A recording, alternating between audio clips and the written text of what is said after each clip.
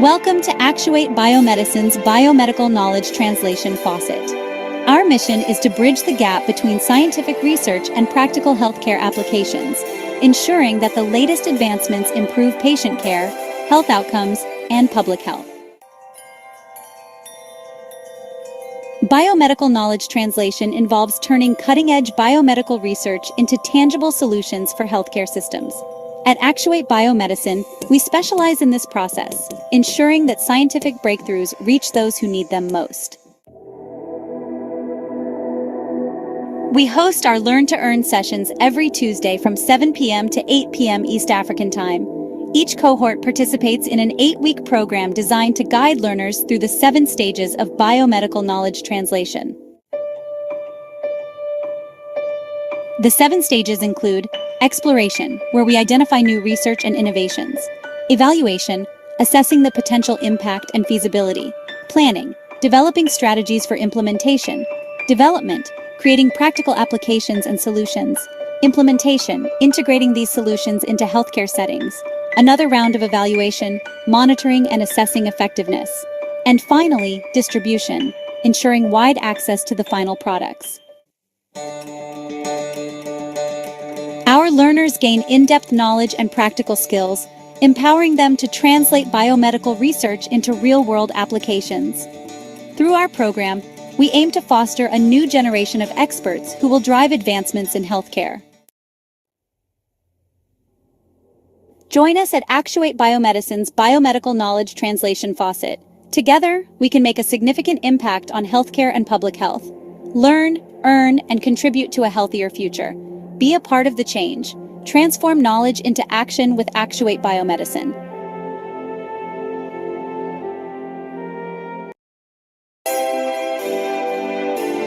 Welcome to Actuate Biomedicine's Biomedical Knowledge Translation Faucet.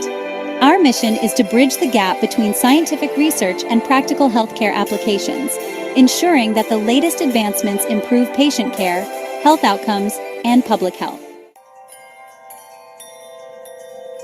Biomedical knowledge translation involves turning cutting-edge biomedical research into tangible solutions for healthcare systems. At Actuate Biomedicine, we specialize in this process, ensuring that scientific breakthroughs reach those who need them most. We host our Learn to Earn sessions every Tuesday from 7 p.m. to 8 p.m. East African Time. Each cohort participates in an 8-week program designed to guide learners through the 7 stages of biomedical knowledge translation.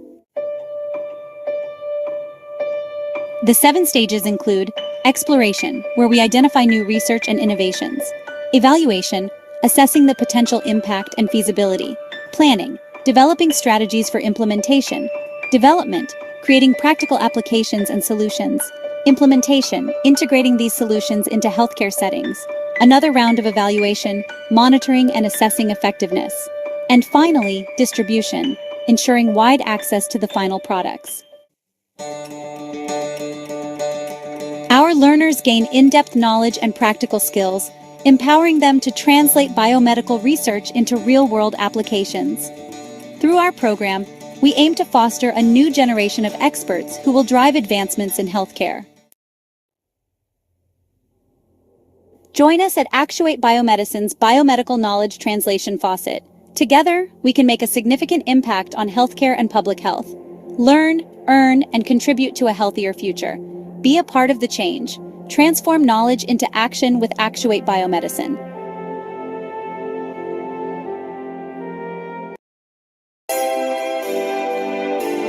Welcome to Actuate Biomedicine's Biomedical Knowledge Translation Faucet. Our mission is to bridge the gap between scientific research and practical healthcare applications, ensuring that the latest advancements improve patient care, health outcomes, and public health. Biomedical knowledge translation involves turning cutting-edge biomedical research into tangible solutions for healthcare systems. At Actuate Biomedicine, we specialize in this process, ensuring that scientific breakthroughs reach those who need them most. We host our Learn to Earn sessions every Tuesday from 7 p.m. to 8 p.m. East African Time. Each cohort participates in an 8-week program designed to guide learners through the 7 stages of biomedical knowledge translation. The 7 stages include exploration, where we identify new research and innovations; evaluation, assessing the potential impact and feasibility; planning, developing strategies for implementation; development, creating practical applications and solutions; implementation, integrating these solutions into healthcare settings; another round of evaluation, monitoring and assessing effectiveness; and finally, distribution, ensuring wide access to the final products. Our learners gain in-depth knowledge and practical skills, empowering them to translate biomedical research into real-world applications. Through our program, we aim to foster a new generation of experts who will drive advancements in healthcare. Join us at Actuate Biomedicine's Biomedical Knowledge Translation Faucet. Together, we can make a significant impact on healthcare and public health. Learn, earn, and contribute to a healthier future. Be a part of the change. Transform knowledge into action with Actuate Biomedicine.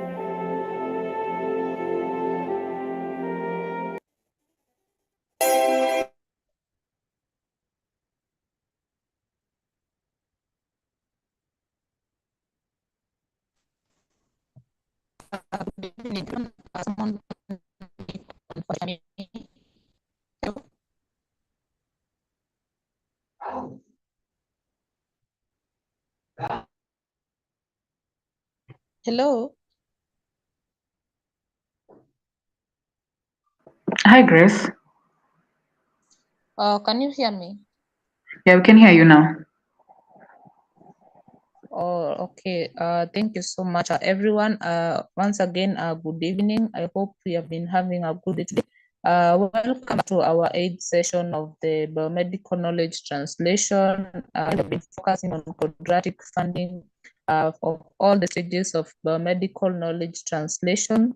Today, we are going to be finalizing on quadratic funding in the distribution stage of biomedical knowledge translation. We are going to start with our topic master with Damen Chapewa. Then you're going to have Dr. Masharia Warongi giving us additional comments about the topic. And also then we are going to have a interactive session where we'll be having questions.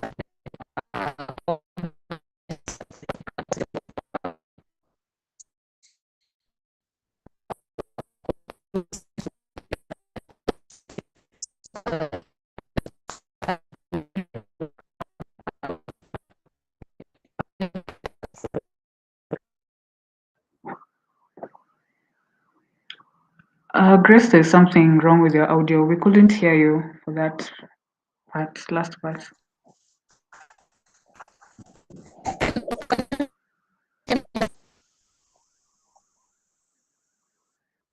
Sorry, we can't hear you.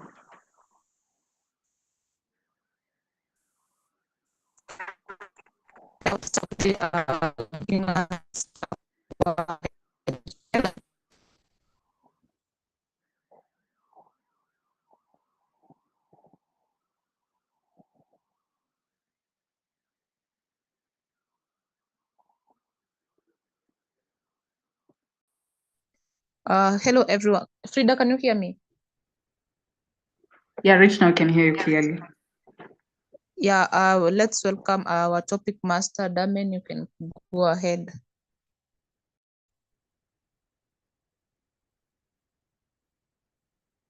Okay, thanks.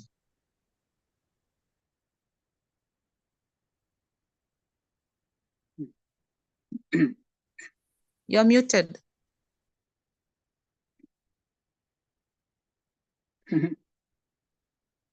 Damien has disappeared. Hello. Hello. Yeah, we can hear you. We can hear you. Okay, thanks. Good evening, everyone. Good evening. So today we have a topic.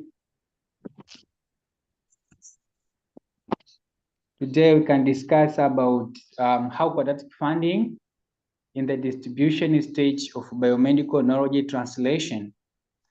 First of all, let us check the meanings of quadratic funding. Quadratic funding, first of all, has been imaged as an innovative approach to democratize funding, particularly in the areas requiring widespread collaboration and equitable resources distributions. Therefore, in this video for biomedical knowledge translation, it brings the good gap between research and the practices, which is very important in integrating this quadratic funding during their distributions. Quadratic funding during their distribution stages, offers a unique opportunity to maximize their impact and also ensure these resources are allocated to projects with their greatest public interest. Let's understand first this quadratic funding. Quadratic funding is a matching mechanism designed to empower community-driven, which help in decision-making.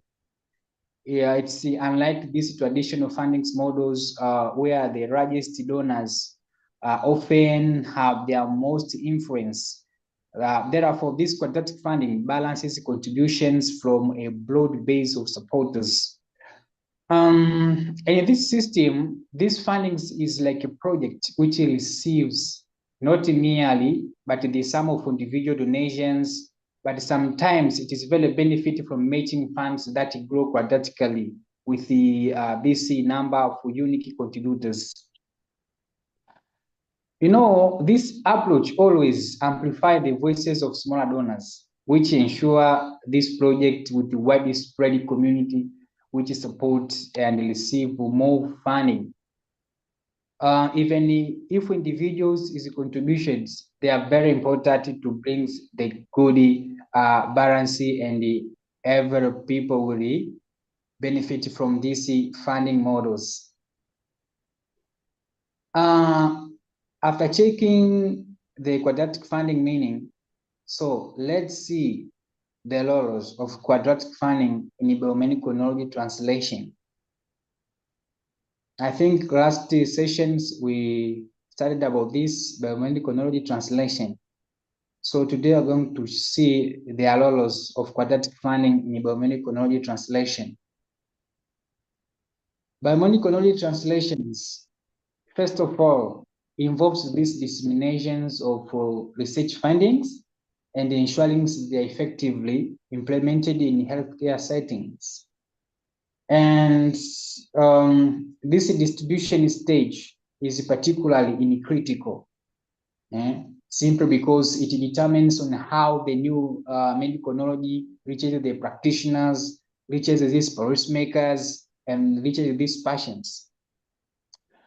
So here we see a quadratic funding can play a pivotal role in transformative role by prioritizing these projects that address pressing public health issues and sometimes have a broad benefit to the community.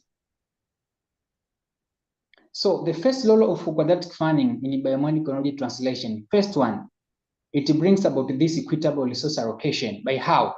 These quadratic fundings allow for a fair distribution of resources across various biomedical initiatives, particularly those that may not attract large donors, but have a significant grassroots support. And sometimes these equitable resource allocations ensures that diverse perspectives within the biomedical community which are present by fostering this inclusivity and innovations within the community.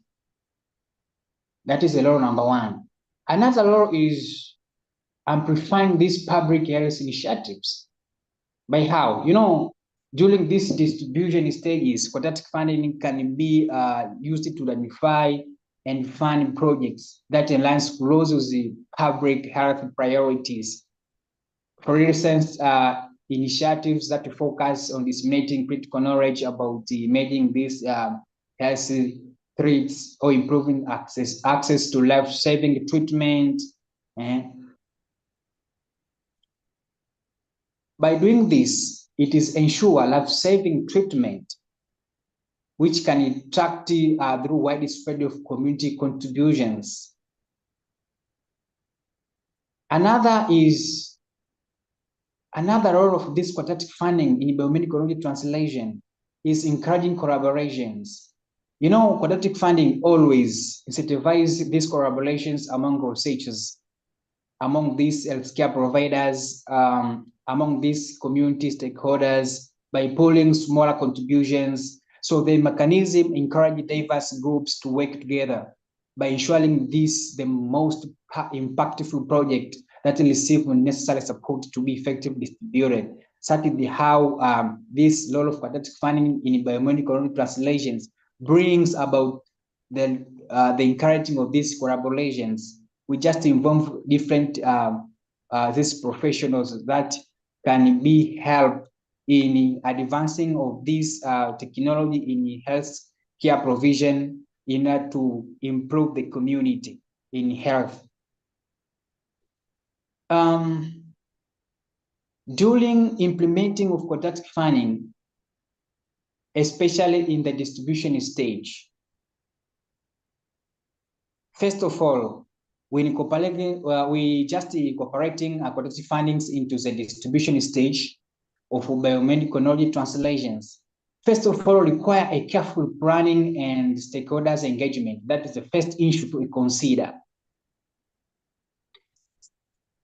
By doing this, we identify the key areas where quadratic funding can make the most impact, which is very essential. And this might include different projects related to unobserved populations, emerging healthcare challenges, or initiatives that promote this healthy equity. And another, it bring and build a good platform that will facilitate contributions from a wide audience and transparent, which manage matching process, which is very crucial. Such as in health, we need these healthcare institutions that provide health services to the community. Sometimes these NGOs, these government agencies that collaborate and establish about a quadratic funding framework that tailor to the specific needs of the biomedical knowledge translations. And this collaboration can enhance trust. People get trusted. People get encouraged about this. So it allows a large broad participation of different people and ultimately leading to more effective distribution of biomedical knowledge. Lastly, I can say quadratic funding represents a powerful tool for advancing biomedical knowledge translation, particularly in the distribution stage.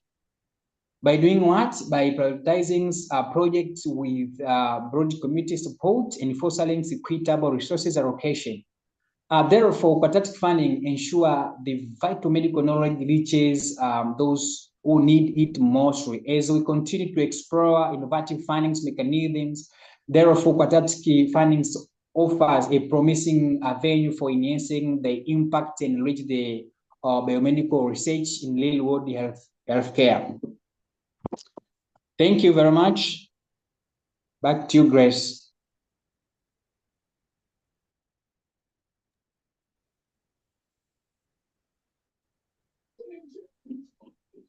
Hello. Hello.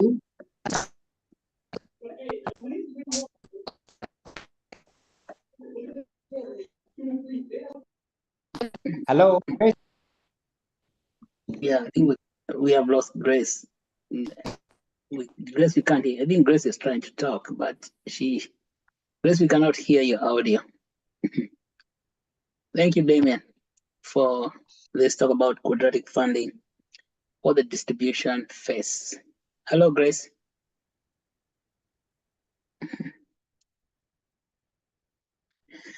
Okay, I think Grace is, we have lost. Are there any questions there? Damien, can you hear me? Yes, doctor, I hear you. All right, yeah. So yeah, let's talk about quadratic funding for distribution phase of biomedical research translation. As you know, we have covered all the stages of biomedical research translation. And I'm hoping that all of you guys are tracking, because translation is about raising money. Because if you don't have money, you can't translate. Can you imagine? Money is a substrate, the primary substrate for translation. It's like universal substrate. Like when we were talking about water the other day, we said water is a universal solvent. Okay, water is the universal solvent. So money is the universal substrate. Without money, you're not talking. Can you believe it? But really, it's not the money itself. It's not the money, but organizing the money. Being able to organize money. Money is always there. There's abundance of money everywhere. It is just the money that's available is scattered, it's not organized. And you have to organize it, putting together money, and then putting it together, then you can allocate it to your project. As you have seen, your project, what you are thinking about creating, go through many, many steps. And each one of those steps consumes money. So money is like food for your project. It's just like the way you cannot say without eating food. So projects cannot survive without money. So money is life blood for these things. And we say that in the beginning, the genesis moment, you have the exploration stage. Traditionally, exploration is high risk. It's very high uncertainty area of a project, because you're exploring. You do not know what you just have an idea in your head, but you don't even know how you're going to put together. So you have to explore. Sometimes the idea has not even formatted properly in your own consciousness. That's why it's called a genesis moment, where you have this thing. Say, for example, we're talking about medical translation. You observe problems in healthcare services, in hospitals, and then it occurs to you there's something missing. If it doesn't occur to you, you feel pain about what is missing. But that pain that you feel usually is about something missing. That pain. For example, if you go to the clinic, a health clinic, or maybe a hospital, and you sit in the line for 5 hours waiting to be seen by a doctor, that already is a problem that can be solved by a solution. That's called waiting to be seen. Same even in the casualty departments. If you go to many of these casualty departments, also called emergency rooms, you will find patients just lying on stretchers. They're lying on those stretchers, trolley beds, which are very, very uncomfortable.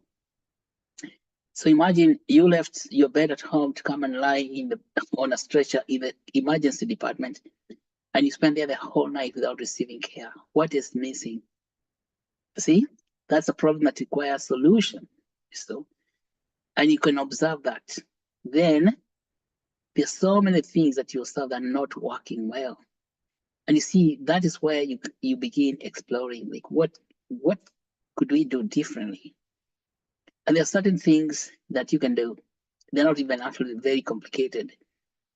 But then that thing that comes into your consciousness to say, oh my goodness, here's a huge problem, but we are not solving it, and nobody is solving it. We just complain about it.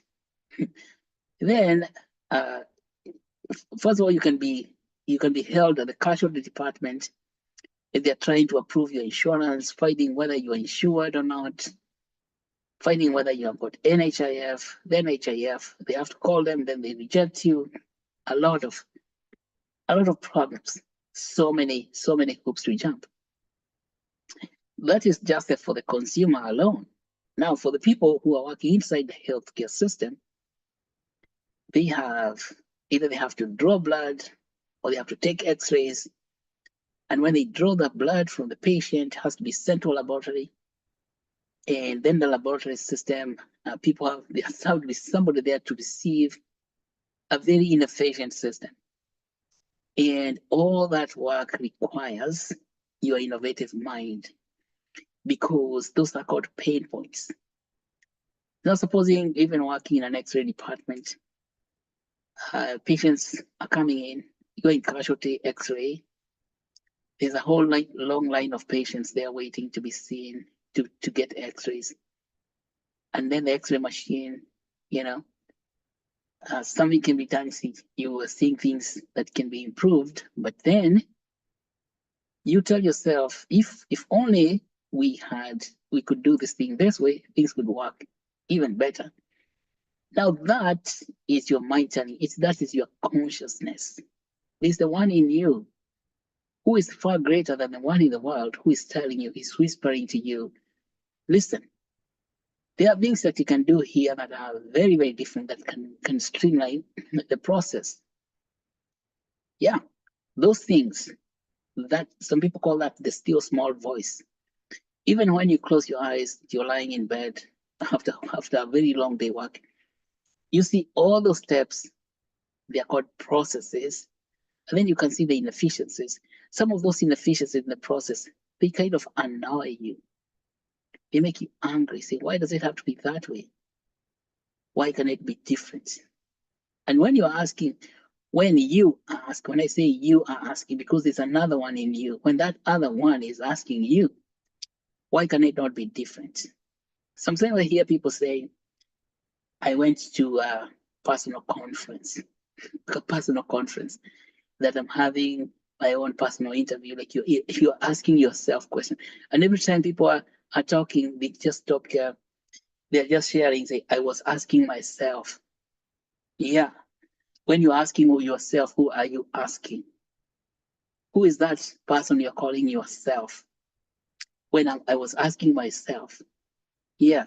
Meaning that there is a certain consciousness in you which you ask questions and then you're expecting answers from that question. Or you hear some people say, I am debating with myself. You see? Yeah, or I'm going to call myself to a certain conference. All these things indicate that there's another one in you who is far greater than yourself. And that person, that one, who is called the I in you, that I in you has got answers to your questions. And those questions, you cannot fight them. Those questions, you're not able to implement them because there are so many challenges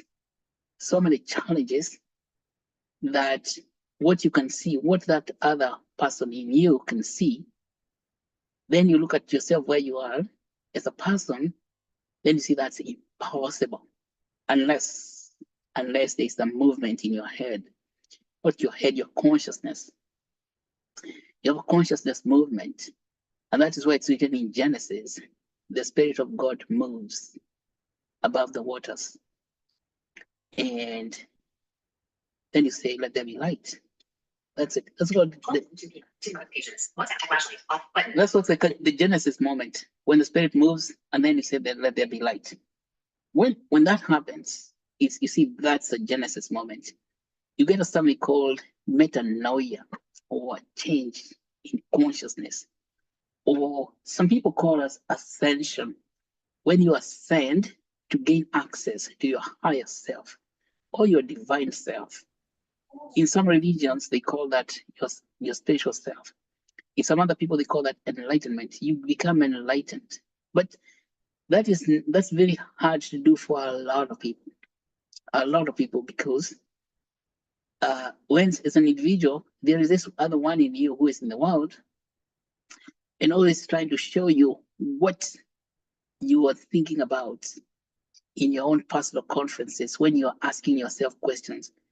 The other one is trying to convince you that that is not possible and can give you maybe 1,200 reasons why what you're thinking about cannot be done. And then you exterminate. That's when you subdue your higher self. But if you now leave your higher self open, you shed light, then you dive into exploration. Okay? Exploring that idea. That idea is known as a desire. That desire comes from your higher consciousness in yourself. And you see, in biomedicine, you cannot move anywhere if you're not responding to your desire, the desire for the solution that you want to create. And you see, the reason it looks impossible is because you say, how am I going to do this? I don't have money. Money is not the problem. The problem is how to organize yourself so that you can receive money. And throughout these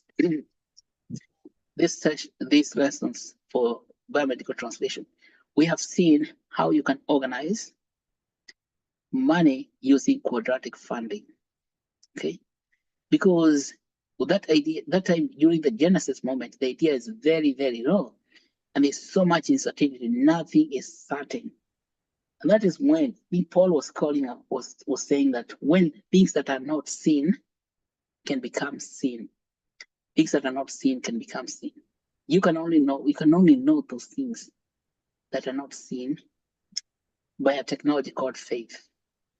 Somebody cannot tell you prove it, and then you prove it to them, because unless you have faith, and then you cannot have faith unless you believe in yourself. I mean that you the other self of you who is in the world is going to try and cast doubt. What you want to do is kick that one out, tell him, shut up, stop talking to me, or say, be still, be silent, stop convincing me why I can't do what I'm going to do. It's not other people, it's yourself. Because I say there are two of you. The one in you is far greater. Is know that whatever you want to do is possible. But the one who is in the world, who is you, there, say at Kenyatta Hospital, is telling you that's not possible. That is the one you need to silence. Tell them, keep quiet or be still. So that you can gain access to your higher self. And then higher self, you're now going to be able to what? To enter into the spirit of translation. So when you're there, now we're talking about quadratic funding, how you raise money. But first of all, finding out this idea of mine, how much would it cost? And for who am I doing it? And then we talked about mobilizing money from the local people. And of course, the first thing before you even mobilize money is to compose that whatever you have, whatever you have enlightened, what you're shedding light into, you put it on paper. If you do not write it, it does not exist. Because writing helps you to now download. It's like you're downloading from your higher self onto a written manuscript. And that is called the first stage of manifestation. So when you describe it in writing, if you don't write it, you're wasting your time. So if you're thinking about asking yourself questions, having those private, your own internal meetings, some kamkujis on your own, and then you don't write the question that you're raising in your head, you're wasting your time. Don't do it. So if all these things that you hear people saying, I was asking myself, even then, there's no point of them telling you if they have not written it down. What a waste of time. What a waste of time. The first thing is instead of asking yourself, because you can ask yourself an answer to yourself, write it down, what you're asking, and your higher self is going to answer. That's what Jesus Christ was saying, my Father in heaven will answer to you anything you ask for. That's precisely what it means. My Father in heaven, whatever you ask, is going to ask. So you write it down, and the answer is going to come pouring down for you. But the answer does not have money. It is the answer that you present to people who are like to be your supporters. And you'll be surprised. The people who won't support you are people who are affected by the same problem that you are thinking about. So that's the first kind of people to go to. But then you cannot go them empty-handed. What has happened in the blockchain is that blockchain has got these tokens like Actuate token that you can allocate to people who are within reach, and then you tell them to buy the Actuate token. If for example you would have to get Actuate token allocated to your project, what you have thought about, and written it down. Because if you don't write the project down, you're not going to receive any Actuate tokens. But then we set aside Actuate tokens for that, for your idea. your desired state of the future, the thing you want to create. And so these actual tokens can be bought by people in the immediate community, and those are called the local community participation. So we have been talking about quadratic funding, how to do that. So it is only when people begin participating, that means buying the tokens, and that money is set aside in a certain pool, then we can approach people who have got deep pockets to provide matching funds based on the quadratic formula. See, all that work in the traditional finance system, exploration, even exteriorization, which is now harvesting the knowledge that you have gathered when you start working on the project, harvesting that knowledge is very difficult to convince people, investors in the capital markets, to contribute money. And so all that work was funded using government grants. The government grants, which are not very common in African countries, but also philanthropist organizations like foundations. But many of those are Europeans or even Americans. You don't have many foundations in Africa. So it means that there's no money for that level of work because it is high risk, very high risk. So then what was happening in the traditional system is that such work is not funded.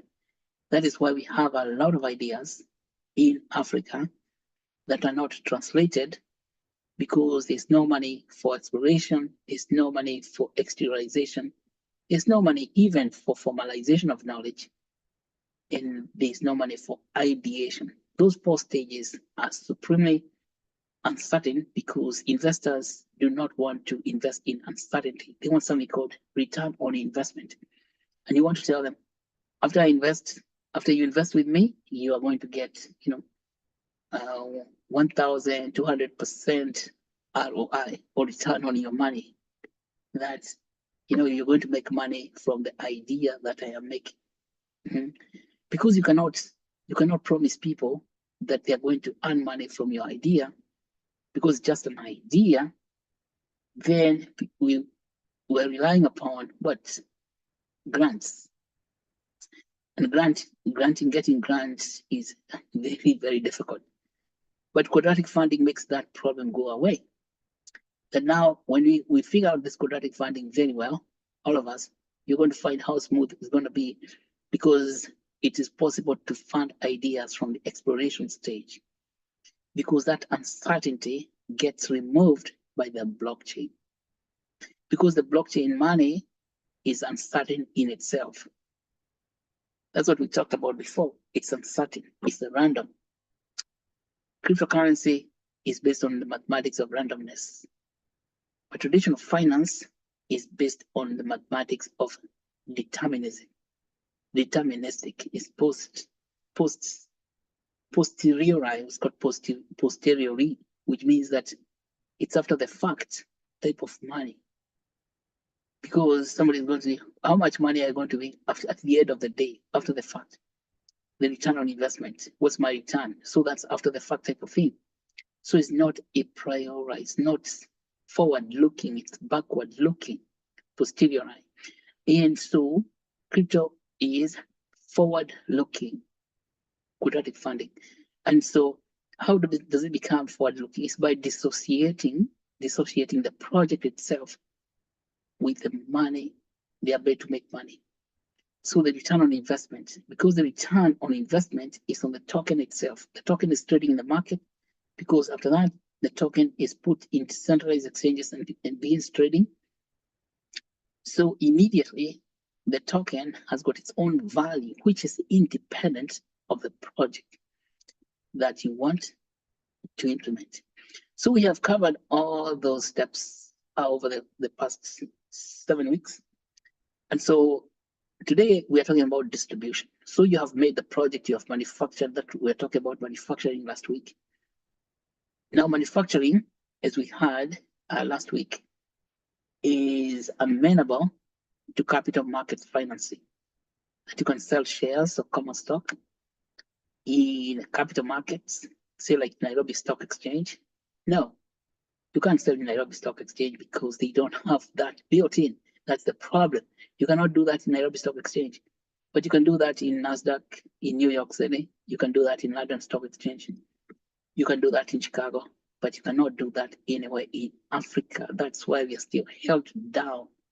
We are held down that if you guys are in JQuats, financial engineers, we can tell you, okay, we are going to create a document to help you raise money for manufacturing and distribution.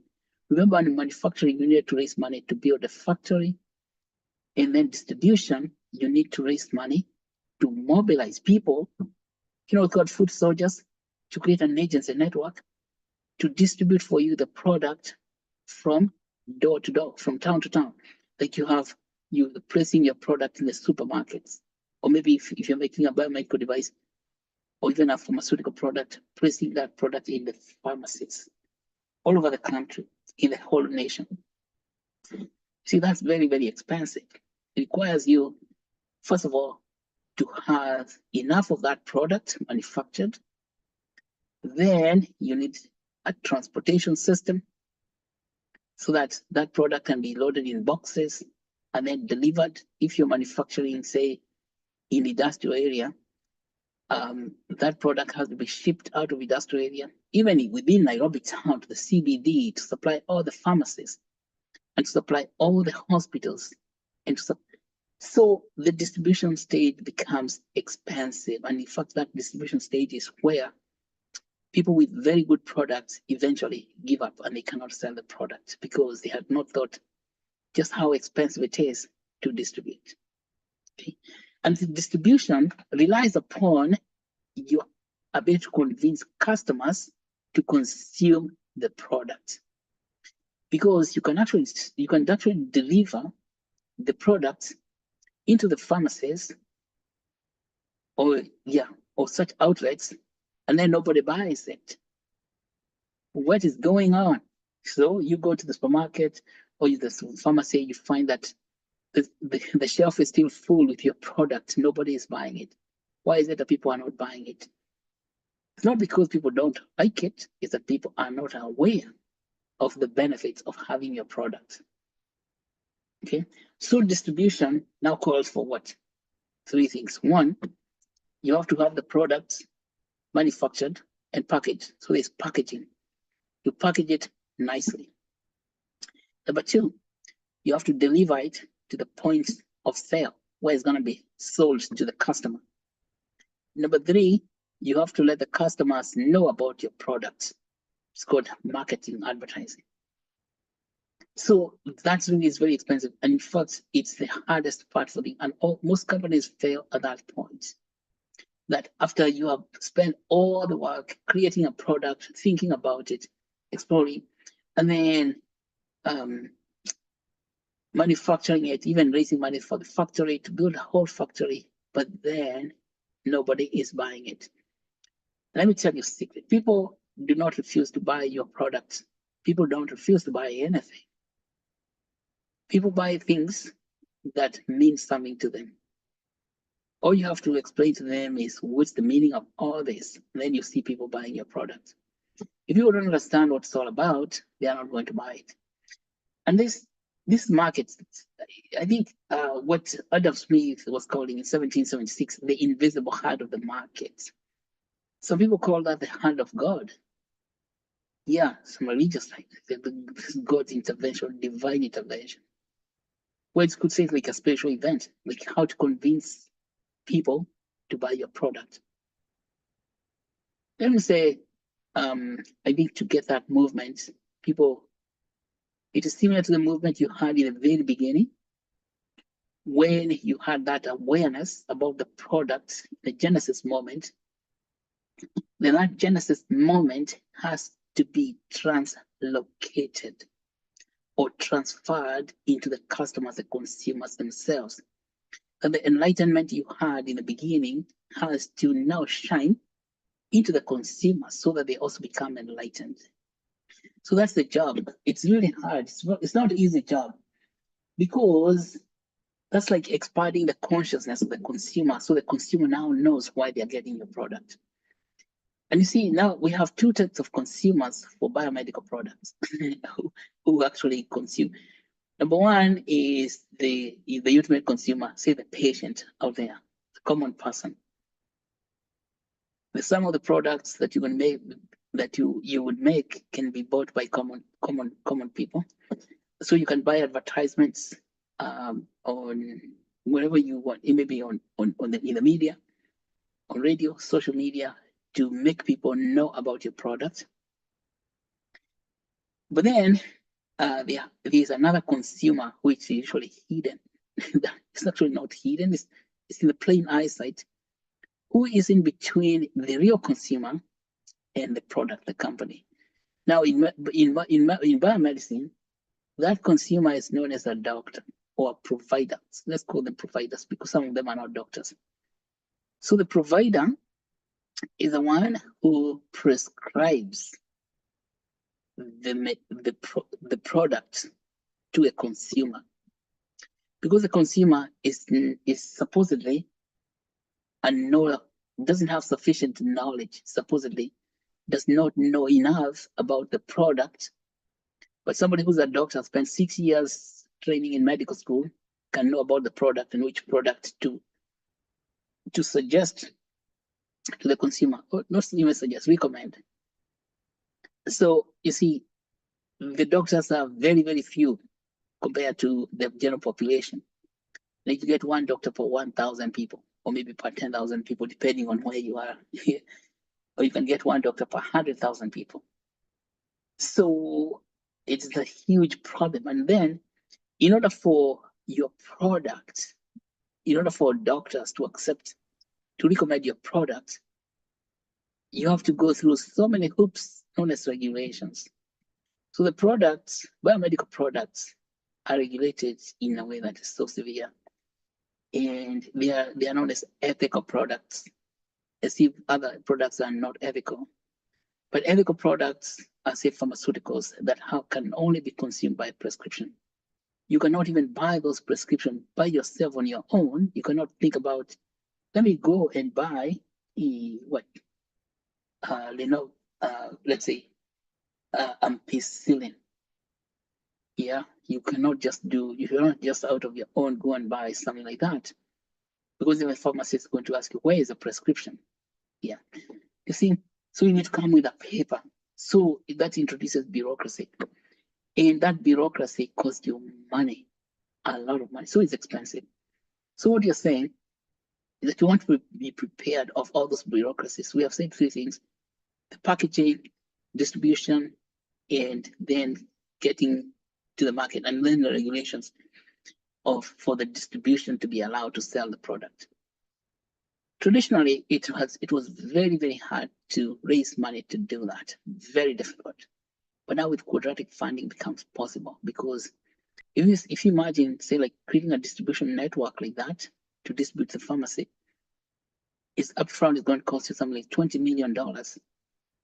We can allocate tokens, and then you sell those tokens and raise money to build a distribution network, just like what we have described in the quadratic funding mechanism. And that's what's going to be happening going forward, because it is possible to gain access to that money. Because traditionally, there was nowhere for you to raise money to do all those things. It was not possible at all. And now what we are calling all people to do, people who are studying financial engineering, is to come in and help people who are going in biomedical innovation to understand how to create documents that are compelling, such that the funds, we can allocate tokens, and then we are now able to sell those tokens in the market to raise the money for that work, because we cannot raise money for distribution in the traditional way. That is the reason why you find it very hard to find people manufacturing pharmaceuticals as African country startups, starting up a company to do pharmaceutical manufacturing and distribution. it's prohibitive. The reason is that the capital markets, because all that work requires capital markets, raising funds from investors in the capital markets. It does not happen in anywhere in Africa, maybe South Africa, in Johannesburg Stock Exchange, but you cannot do it in Nairobi. You cannot do it in Lagos Stock Exchange. You cannot do it in Uganda Stock Exchange. You cannot do it in Tanzania. You cannot do it. There is no way of forming capital to fund distribution for your products. But now what you're saying that we don't have to worry about that. There was no way. We have to think about that in the past tense. Now there's a way of raising fund to fund distribution. And quadratic funding is the way. Quadratic funding is the way. And this is why it's very important that everyone gets to understand what quadratic funding is all about, how it works. Because when now it hits the road, because you want to start doing this next year. And the reason we are doing this ahead of time so that you are prepared. You are prepared. All right. Well, that's all I'd like to say about that.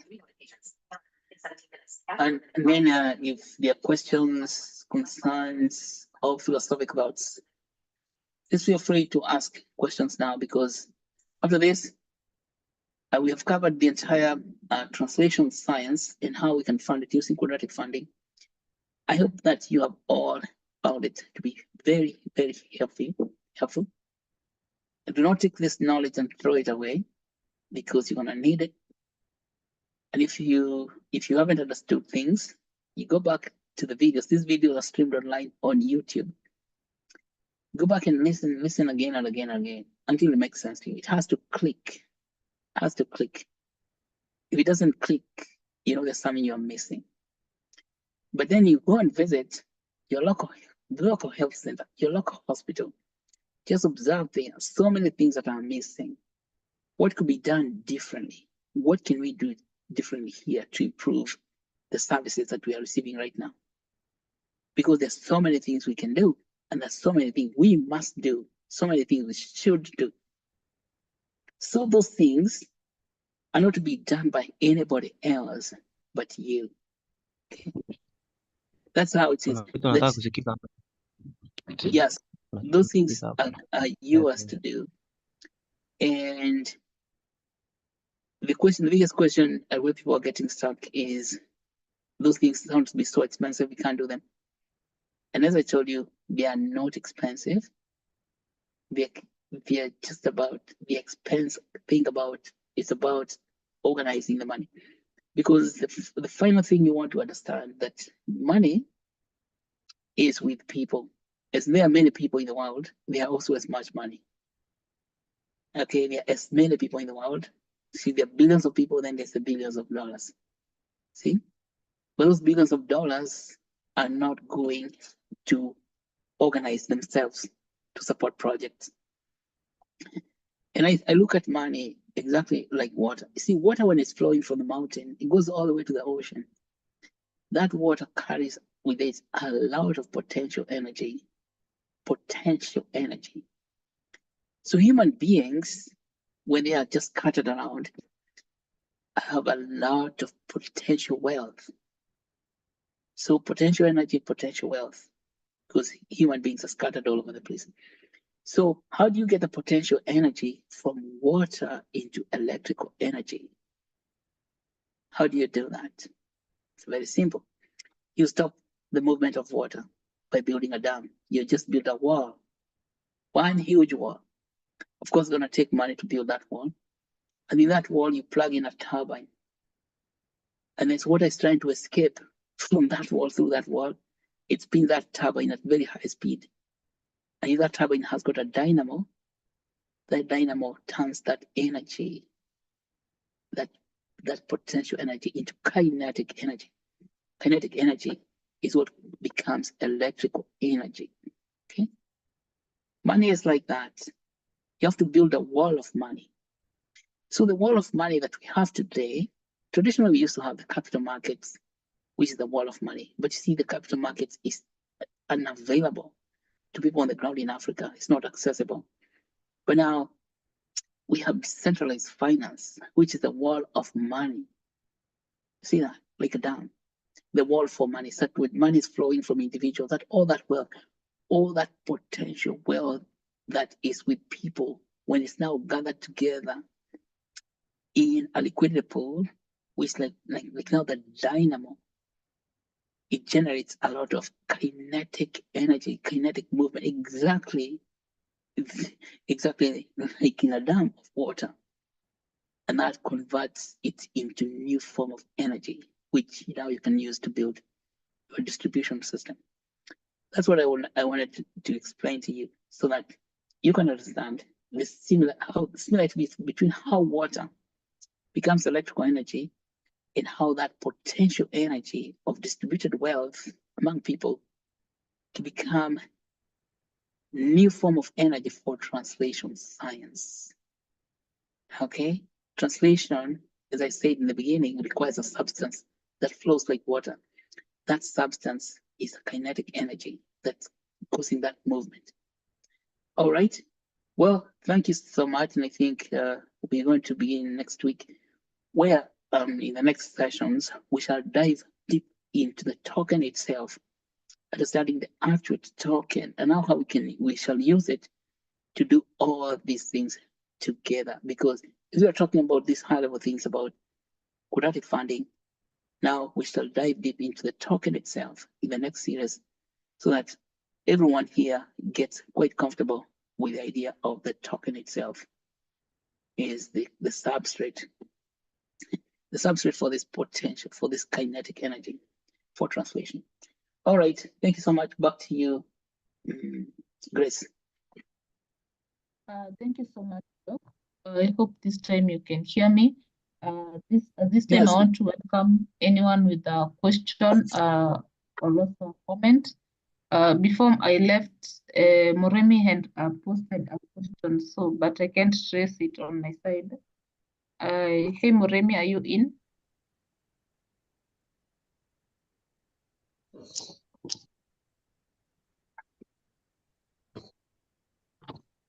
Okay, if he's not in, I can also welcome anyone else with a question. Also on the announcement is that today we have been able to complete our cohort 2 session for quadratic funding in all the stages of biomedical knowledge translation.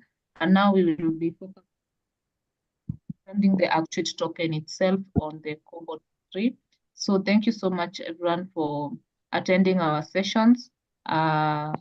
Thank you so much, and God bless you for that. So I will be posting the attendance sheet on the message part. So kindly make sure that you fill the attendance form before you leave.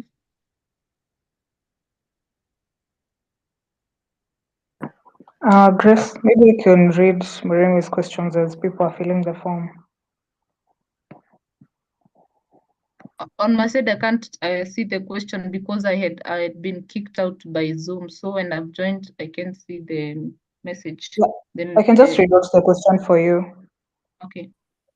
It says that, as you've said, Doc, money is there, but managing it is the issue. So the question is, how do you manage money in terms of quadratic funds? I think we covered that. The first managing first is to understand first that concept of a dam for hydroelectric energy. It's building the wall. So managing first is the initial stages is the document for writing the documents. That document is like the wall, which is going to receive the tokens allocated to that project. And the tokens are sent to a wallet address, an Ethereum wallet address. And then those tokens are sold by distribution. You see, they're sold to the people. Like now, say, if you have a project, Remy, then you would mobilize people that you know in your community to buy those tokens. And then when you raise the money up to a certain amount, so you remember we had to do all this calculation, how much money is needed for the project. so that you can raise the basic money and then they are matched using the quadratic funding formula. That is how you build the wall of money. That is the first thing. This is the acquisition, capital acquisition. So they're on the acquisition side. Then you know that people who contribute to the to the pool, they want to have a say in how that money is managed. So they receive tokens for voting. So they can participate in voting on the allocation of that money. And then of course, how you manage that is, as we have talked about before, is that to be posting the roadmap of the project and informing the participants of the project, that's people who bought the token, so they can see how the project's being implemented. So that we are not like Ruto. Have you seen what Ruto is doing? He comes, launches a project, then disappears for 2 years and then comes and launches it again.